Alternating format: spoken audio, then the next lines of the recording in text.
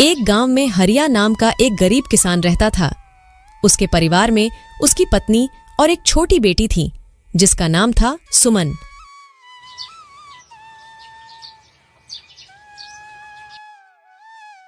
हरिया की अपनी कोई जमीन नहीं थी, इसलिए वह दूसरों की जमीन पर खेती करता और जो कुछ पैसे मिलते उससे अपने घर का गुजारा करता था। पिछले कुछ दिनों से हरिया को गांव में कहीं भी काम नहीं मिल रहा था, जिससे वह बहुत परेशान था।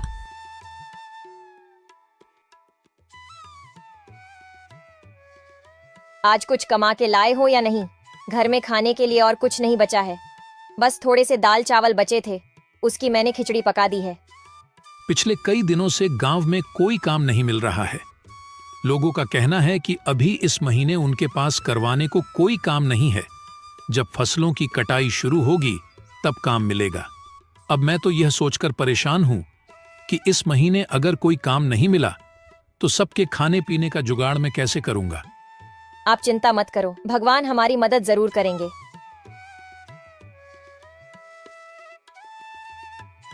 पापा, इस बार गांव में जो मेला लगेगा उसमें आप मुझे गुड़िया दिलाओगे ना?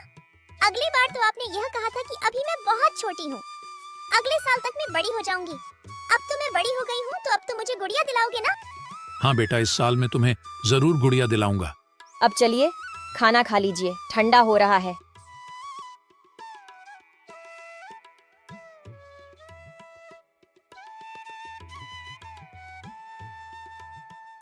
सरला, तुम भी आकर खाना खा लो। जी, आप खा लीजिए, मैं थोड़ी देर बाद खा लूंगी। हरिया और उसकी बेटी दोनों खाना खा लेते हैं। तभी उनके दरवाजे पर एक संत की दस्तक होती है। कोई तो कुछ खाने को दे दो, भगवान तुम्हारा भला करेगा। संत की आवाज सुनकर हरिया और उसकी पत्नी बाहर आते हैं। बेटा, क्या तुम्हारे पास खाने को कुछ है? बाबा, हमारे पास तो खुद के खाने के लिए भी ठीक से खाना नहीं हो पाता। हम आपको कहां से देंगे? थोड़े से खिचड़ी पकाई थी, वह भी मैं अभी खा लिया हूं। अब हमारे पास कुछ भी नहीं है। रुकिए बाबा, अभी मेरे हिस्से का खाना बचा हुआ है, मैं अभी लेकर आती हूँ। पर सरला, तुम अगर यह खाना बाबा को दे दोगी तो तुम क्या खाओगी? बर्तन में तो बस थोड़ी से ही चावल बचे हैं। आप इसकी चिंता मत कीजिए, मैं भूखी रह लूंगी, लेकिन अपने घर के आंगन से मैं किसी संत को भूखा नहीं जाने दे सकती, इससे मुझे पाप लगेगा। ठीक है सरला, जैसी तुम्हारी इच्छा। सरला अपने हिस्से का खाना लाकर बाबा को दे देती है और बाबा उस खाने को खा लेते हैं।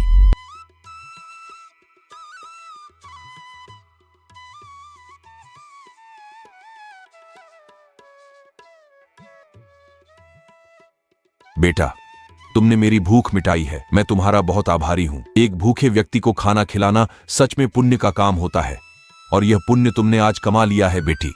मेरे पास तुम्हें देने को कुछ नहीं है, लेकिन यह एक अंगूठी है, इसे अपने पास रखो, ये तुम्हारी बहुत मदद करेगी। पर याद रखना, रात के समय इसे मत पहनना, रात में इसकी शक्ति बढ़ जाती है जो तुम्हारी उंगली सहन नहीं कर पाएगी। धन्यवाद बाबा, हम आपकी आज्ञा का पालन करेंगे।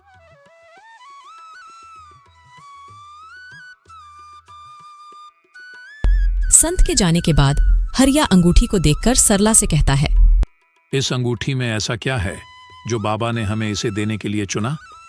शायद ये हमारे अच्छे कर्मों का फल है। आपने सुना तो होगा ना, हमारे अच्छे और बुरे कर्मों का फल हमें जरूर मिलता है। चलिए अब अंदर चलते हैं। पर सरला, अपने हिस्से का खाना तो तुमने बाबा को दे दिया, अब तुम क्या खाओगी? काश हमारे पास थोड़े से और चावल होते। जैसे ही हरिया यह बात कहता है, अंगूठी में एक चमक सी उठती है और हरिया के सामने तुरंत एक चावल की प्लेट आ जाती है। सरला, यह देखो, जैसे ही मैंने चावल का नाम लिया, यहाँ चावल प्रकट हो गया। यानी कि यह अंगूठी सच में जादुई है, इससे हम कुछ भी खाने को मांग सकते हैं। अरे वाह, ये तो बहुत अच्छी बात है। तो आप इससे थोड़ी पूरी सब्जी मांगे ना, मेरा काफी दिन से पूरी सब्जी खाने का मन कर रहा था। ठीक है सरला, मैं अभी मांग कर देखता हूँ। हे अंगूठी, हमें थोड़ी सी पूरी सब्जी दे दो। हरिया के कहते ही फिर से अंगूठी में एक चमक सी उठती है और हरिया के सामने पूरी सब्जी की प्लेट आ जाती है। उसको देखकर सरला और हरिया बहुत खुश हो जाते हैं। अरे वाह, कितने दिनों बाद आज पूरी सब्जी देखने को मिली है। चलो अब हम सब बैठकर इसे खाते हैं। ऐसे वह सभी उस दिन भर पेट भोजन करते हैं। अगले दिन सुबह पापा, आज गांव में बहुत बड़ा मेला लगने वाला है। मैंने अपने दोस्तों से सुना था। आज आप मुझे गुड़िया दिलाओगे ना? हाँ मेरी प्यारी गुड़िया, इस बार मैं तुम्हें जरूर गुड़िया दिलाऊंगा। सरला, तुम मेरी प्यारी गुड़िया को तैयार कर दो और तुम भी तैयार हो जाओ। हम सब आज उस बड़े मेले में जाएंगे जहां जाने के लिए हम अक्सर सपने देखा करते थे। सभी तैयार हो जाते हैं। फिर हरिया अंगूठी से कुछ पैसे मांगता है और उसके हाथ में पैसे आ जाते हैं और फिर वह सब मेले की ओर निकल पड़ते हैं। उस गांव में हर साल एक बहुत बड़ा मेला लगता था जिसमें दूर दूर के गांव से व्यापारी आते थे। उस मेले में तरह तरह की चीज मिलती थी। पापा, वह देखो गुड़िया की दुकान। मुझे गुड़िया दिला दो ना। भैया जरा ये वाली गुड़िया दिखाना। ये लो मेरी प्यारी गुड़िया, ये तुम्हारे लिए। पापा, यह तो बहुत ही सुंदर गुड़िया है। भैया कितना दाम है इस गुड़िया का? जी 50 रुपए। ये लो भैया इस गुड़िया के पैसे। सरला, तुम भी अपने लिए कुछ पसंद कर लो। वहां देखो कितनी सुंदर साड़ी की दुकान है। चलो वहां से तुम्हारे लिए साड़ियां भी पसंद करते हैं। भैया जरा वह वाली साड़ी दिखाना। अरे भैया, वह साड़ी बहुत महंगी है, तुम उसे नहीं खरीद पाओगे। कोई सस्ती सी साड़ी देख लो इनमें से। नहीं भैया, हमें वही साड़ी देखनी है, आप वही साड़ी दिखाओ। सरला, तुम्हें ये साड़ी कैसी लगी? ये साड़ी तो बहुत अच्छी है, पर महंगी भी बहुत होगी। सरला, तुम इसकी चिंता मत करो। बस तुम ये बताओ, तुम्हें ये साड़ी पसंद तो है ना? हाँ जी, साड़ी तो बहुत पसंद आई। भैया इस साड़ी का क्या दाम है? यह 1500 की साड़ी है। ठीक है भैया, ये लीजिए 1500 और ये साड़ी हमारे लिए पैक कर दीजिए। हरिया साड़ी को खरीद लेता है। हरिया ने उस मेले में से और भी काफी सारे सामान खरीदे। इस मेले में रामचंद्र के 2 नौकर मोहन और प्यारे भी आए हुए थे। रामचंद्र गांव का सबसे अमीर सेठ था और मोहन और प्यार उसके नौकर। जब मोहन और प्यारे ने हरिया को बहुत सारा सामान खरीदते हुए देखा तो वे दोनों आश्चर्य में हो जाते हैं। मोहन, ये देख, ये तो वही हरिया है ना जो अक्सर अपने गरीबी पर पूरे गांव घर में रोता रहता है। ये देख कैसे सामान खरीद रहा है। आखिर इसके पास इतने सारे पैसे कहां से आए? हाँ प्यारे, यह तो वही गरीब किसान हरिया है। अभी 2 दिन पहले ही तो यह सेठ जी से काम मांगने आया था, पर सेठ जी ने इसे काम देने से मना कर दिया था। चल उसी से पूछ कर देखते हैं। दोनों हरिया के पास आते हैं। और भाई हरिया, कैसी चल रही है खरीदारी? लगता है बहुत सामान खरीदा है आज। हरिया जादुई अंगूठी की बात को छुपाते हुए कहता है। नहीं भाई, बस वह थोड़ा बहुत घर के लिए सामान है बस, और कुछ नहीं। अच्छा हरिया भाई, तुम तो 2 दिन पहले तो सेठ जी से काम मांग में आए थे ना? लगता है तुम्हें कहीं पर काम मिल गया है। हाँ भैया, कहीं और काम मिल गया था तो बस उसी से बच्चों को मेला घुमाने ले आया। अच्छा हरिया भाई, तुम करो खरीदारी, हम चलते हैं। दोनों नौकर वहां से चले जाते हैं। हरिया का परिवार मेला घूमने के बाद घर आ जाता है। आज उनके परिवार के चेहरे पर अलग ही चमकते सभी बहुत खुश थे। पापा, आज तो मेरे पास बहुत सारे खिलौने हैं। अब मैं अपने दोस्तों को यह खिलौने दिखाऊंगी। मेरे पास भी बहुत सारे खिलौने हो गए हैं। हाँ बेटा, क्यों नहीं।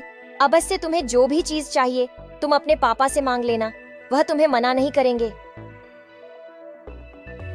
इस तरह हरिया के दिन हंसी खुशी गुजर रहे थे। हरिया ने अंगूठी की मदद से अपने घर के हालातों को सुधार लिया और अंगूठी से कुछ पैसे मांगकर गांव में उसने एक कपड़े की दुकान खोली। दुकान खोलने के साथ ही हरिया की दुकान चल पड़ी। उसकी दुकान पर तरह तरह के कपड़े थे, एक से बढ़कर एक। यह सब हरिया ने उस अंगूठी की मदद से हासिल किए थे। नए नए डिजाइन के कपड़े होने की वजह से हरिया की दुकान पर अक्सर ही लोग की भीड़ रहा करती थी। अब यह बात धीरे धीरे पूरे गांव भर में फैल रही थी कि हरिया जो कितना गरीब था। वह अचानक से अमीर हो गया है और उसने गांव में एक बहुत बड़ी कपड़े की दुकान खोली है। अरे भाई, मैंने सुना है कि हरिया ने गांव में कोई दुकान खोली है। हाँ भाई, मैंने भी सुना है हरिया ने बहुत बड़ी दुकान खोली है। अरे भाई, मैं तो उसकी दुकान को देखकर भी आया हूँ। हरिया ने वाकई में बहुत बड़ी दुकान खोली है और उसके पास नई नई प्रकार के कपड़े हैं। अच्छा, आखिर ये कैसे हुआ? हरिया के पास दुकान खोलने के लिए इतने पैसे आए कहाँ से? भाई, इस बारे में तो मुझे नहीं पता, बस मुझे इतना ही पता है कि उसमें गांव में एक बहुत बड़ी कपड़े की दुकान खोली है। हे भगवान, काश मेरे पास भी इतने पैसे होते तो मैं भी अपना कोई छोटा सा कारोबार खोल लेता। अरे भाई, पैसे नहीं है तो तुम अब हरिया से उधार ले लो। हरिया दिल का बहुत नेक इंसान है, वह तुम्हें जरूर उधार दे देगा। हाँ, तुम ठीक कहते हो, मैं हरिया से एक बार बात करके देखता हूँ। यार, कुछ पैसे तो मुझे भी चाहिए थे। मुझे भी अपना छोटा सा कारोबार शुरू करना है। क्यों ना हम कल हरिया से बात करके देखें, क्या पता हरिया ही हमारी कुछ मदद कर दे। वह लोग इतनी बातें कर ही रहे थे, तभी उन्होंने देखा कि हरिया वहीं से गुजर रहा था। रामू ने हरिया को आवाज लगाई। अरे हरिया भाई, कहाँ जा रहे हो? कहीं नहीं भाई, बस तुम्हारे पास ही आ रहा था। बहुत दिन हो गए थे तुमसे मिले, सोचा तुमसे भी मिलता आऊं। हरिया भाई, मैंने सुना है कि तुमने कपड़े की बहुत ही बड़ी दुकान खोली है।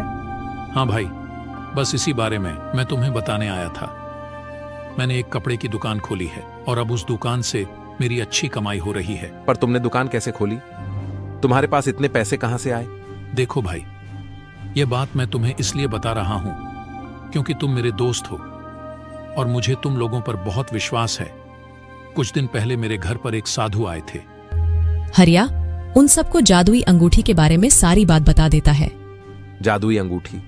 सच में तुम्हारे पास जादुई अंगूठी है और तुमने उसी से वह दुकान खोली है? हाँ, मैंने उसी से वह दुकान खोली है और मैं यहाँ तुम्हारे पास इसलिए आया हूँ कि तुम भी अगर अपना कोई कारोबार शुरू करना चाहते हो तो बेझिझक आकर तुम मुझसे पैसे ले सकते हो। मैं तुम्हें कारोबार खोलने के लिए पैसे दूंगा। अरे हरिया भाई, ये बात कहकर तो तुमने हमारा दिल ही जीत लिया। ठीक है हरिया भाई, हम किसी को नहीं बताएंगे। इस तरह हरिया ने गांव वालों की मदद की और सभी को कारोबार खोलने के लिए पैसे दिए। अब गांव के लोगों ने भी अपना अपना कारोबार खोला। अब यह बात धीरे धीरे गांव के अमीर सेठ रामचंद्र तक भी पहुंच जाती है। मोहन और प्यारे, यह मैं क्या सुन रहा हूँ? हमारे गांव में रहने वाले गरीब हरिया ने गांव में बहुत बड़ी कपड़े की दुकान खोल ली है। यह तो वही हरिया है ना जो कुछ दिन पहले मेरे पास काम मांगने आया था, तो फिर इसके पास अचानक से इतने सारे पैसे कहाँ से आए? हाँ सेठ जी, हम भी यही सोचकर हैरान हैं। थोड़े दिन पहले हमने उसे मेले में देखा था, बहुत सारे सामान खरीद रहा था, जैसे इसके पास अचानक से बहुत सारे पैसे आ गए हों। और अब सुनने में आ रहा है कि गांव में उसने एक नई दुकान खोली है। हाँ सेठ जी, मैंने तो देखा भी है। बहुत ही सुंदर दुकान है उसकी, एक से एक डिजाइन के कपड़े हैं उसकी दुकान में। मोहन, जरा पता तो कर, आखिर उस गरीब हरिया के पास इतने सारे पैसे कहाँ से आ रहे हैं? आखिर ऐसी कौन सी लॉटरी लगी है उसके हाथ में जो कुछ ही दिन में वह इतना माला माल हो गया है? रामचंद्र की कहे अनुसार उसके दोनों नौकर अब हरिया पर नजर रखने लगते हैं। हरिया कब जाता है, कब घर आता है, इन सब पर उन दोनों आदमियों की नजर थी। एक दिन जब हरिया रात के समय घर आता है, तब मैं दोनों आदमी चुपके से उसके घर के पास खड़े हो जाते हैं। वह देखते हैं कि रामू अपने हाथ में से अंगूठी निकाल रहा है और अपनी पत्नी से कह रहा है, सरला, अभी मैं इस अंगूठी को निकाल देता हूं। काफी रात हो गई है, सुबह इसे पहन लूंगा। वैसे भी अब हमारे पास भगवान का दिया सब कुछ है। अब इस अंगूठी से हमें और कुछ नहीं चाहिए। मुझे लगता है अब इस अंगूठी को हमें संभाल कर रख देना चाहिए, क्योंकि अब मेरा कारोबार भी काफी अच्छा चल रहा है। तो अभी हमें इस अंगूठी की जरूरत नहीं है। मैं सोच रहा हूं कि इस अंगूठी को मुझे किसी जरूरतमंद को दे देना चाहिए, जो मेरी ही तरह गरीब और ईमानदार हो, जो इस अंगूठी का सही इस्तेमाल करे।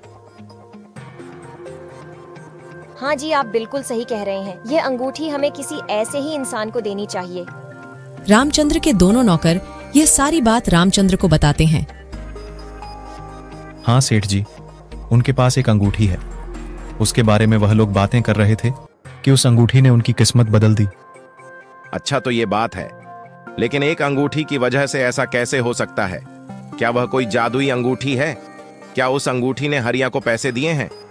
जाओ इसका पता लगाओ। अगले दिन फिर वह दोनों आदमी चुपके से हरिया के घर आते हैं और हरिया और उसकी पत्नी की बातचीत को सुनते हैं। सुनिए, मुझे एक बहुत ही सुंदर गुलाबी रंग की साड़ी चाहिए। आप इस अंगूठी से मांग लीजिए ना। तुम्हारे पास इतनी सारी साड़ियां तो है, फिर तुम्हें गुलाबी रंग की साड़ी क्यों चाहिए? और दुकान में भी काफी सारी साड़ियां रखी है, जाकर दुकान में से पसंद कर लो। नहीं, मेरे पास एक भी गुलाबी रंग की साड़ी नहीं है और मुझे एक ऐसी साड़ी चाहिए जो अभी तक दुकान में भी नहीं है। आप इस अंगूठी से गुलाबी रंग की साड़ी मांग कर देखिए ना। हरिया अंगूठी से गुलाबी कलर की साड़ी मांगता है और गुलाबी कलर की साड़ी प्रकट हो जाती है। यह देखकर दोनों नौकर बहुत आश्चर्य में हो जाते हैं और यह बातें जाकर वह दोनों रामचंद्र सेठ को बताते हैं। अच्छा, तो उस हरिया ने अंगूठी के सामने साड़ी बोला और अंगूठी में साड़ी निकल आई। अब तो पक्का हो गया है, वह कोई जादुई अंगूठी है। तुमने कहा था कि रात के समय वह हरिया अंगूठी को अपने उंगली में से निकाल देता है। हाँ सेठ जी, वह अंगूठी को निकालकर अपने टेबल पर रख देता है। तो ठीक है, उस अंगूठी को हासिल करने का सबसे सही वक्त रात का है। मैं रात को ही उस हरिया के घर जाऊंगा। ऐसा सोचकर रामचंद्र रात के समय चुपके से हरिया के घर पहुंच जाता है। रात के समय वह अंगूठी का तेज बहुत ज्यादा था, वह अलग ही चमक रही थी। अरे वाह, इस अंगूठी की चमक तो देखो, कितनी जगमगा रही है। आखिरकार यही है वह जादुई अंगूठी जिससे यह हरिया अमीर हुआ है। अब मैं अंगूठी को अपने घर ले जाऊंगा और इस अंगूठी की मदद से गांव का सबसे अमीर आदमी बन जाऊंगा। यह सोचकर रामचंद्र उस अंगूठी को वहां से लेकर घर आ जाता है और उस अंगूठी को हाथ में पहनकर अंगूठी से बहुत सारे सोने के सिक्के मांगता है। हे अंगूठी, मुझे बहुत सारे सोने के सिक्के दे दो, इतने सोने के सिक्के कि मैं रातों रात अमीर बन जाऊं। जैसे ही रामचंद्र ऐसा कहता है, उसकी उंगली पर लाल निशान पड़ जाते हैं और उसे काफी जलन होने लगती है। रामचंद्र दर्द से कहराते हुए उस अंगूठी को फेंक अस्पताल की ओर भागता है। रामचंद्र अस्पताल पहुंचता है और डॉक्टर को अपना हाथ दिखता है। यह कैसे हुआ? इतनी ज्यादा चोट तुम्हें कैसे आई? तुम्हारा हाथ तो पूरी तरह से घायल है। मैं अभी इसकी पट्टी कर देता हूं। डॉक्टर रामचंद्र के हाथों की पट्टी कर देता है और उससे कहता है, देखो, मैंने तुम्हारी पट्टी तो कर दी है, पर तुम्हारे हाथों के जख्म बहुत गहरे हैं। इसे ठीक होने में कम से कम 2 महीने का समय लग जाएगा और 2 महीने तक तुम्हें अपने हाथों का ध्यान रखना होगा। यह सुनकर रामचंद्र बहुत दुखी होता है। यह सब उस अंगूठी के वजह से हुआ है। न मैं उस अंगूठी को चुराता और ना ही मेरे हाथ का यह हाल होता। इतनी जलन हो रही है मेरे हाथ में, क्या बताऊं। अगर मैं ज्यादा पैसे का लालच ना करके उस अंगूठी को ना लिया होता तो आज मेरे हाथों की ऐसी हालत नहीं होती। रामचंद्र उस अंगूठी को हरिया को वापस करने जाता है। यह लो हरिया अपनी अंगूठी। कुछ वक्त के लिए मेरे मन में इस अंगूठी के प्रति लालच आ गया था, पर इस अंगूठी ने मुझे अच्छा सबक सिखाया है। अब यह अपनी अंगूठी तुम अपने पास रखो, मुझे इसकी जरूरत नहीं। अब अंगूठी हरिया के पास वापस आ चुकी थी। सरला, अब वक्त आ गया है कि इस अंगूठी को किसी ऐसे व्यक्ति के हाथ में दिया जाए जिसको इसकी बहुत जरूरत है। हमें जल्द ही ऐसे व्यक्ति की तलाश करनी होगी। जी हाँ, आप बिल्कुल सही कह रहे हैं। अब इस अंगूठी को किसी गरीब को देने का सही वक्त आ गया है। वह लोग यह बातें कर ही रहे थे कि तभी उनके घर पर एक गरीब बूढ़ा व्यक्ति आता है। कोई तो कुछ खाने को दे दो, भगवान तुम्हारा भला करेगा। सरला बूढ़े व्यक्ति के लिए खाना लाती है। बूढ़ा व्यक्ति खाना खाता है। खाना खाने के बाद हरिया उस बूढ़े व्यक्ति को वह जादुई अंगूठी दे देता है और उस जादुई अंगूठी की सारी शक्तियों के बारे में भी बता देता है। बूढ़ा आदमी बहुत खुश होकर वहां से चला जाता है। थोड़ी दूर जाकर वह बूढ़ा आदमी वापस अपने संत के रूप में आ जाता है। वह बूढ़ा आदमी और कोई नहीं बल्कि वही संत था जिसने हरिया को वह जादुई अंगूठी दी थी और वह अब अपनी अंगूठी वापस लेने आया था। हरिया का जीवन अब सुधर चुका था। हरिया ने उस अंगूठी की मदद से अपने जीवन को ही नहीं सुधरा बल्कि गांव के लोगों के जीवन को भी बेहतर बनाया।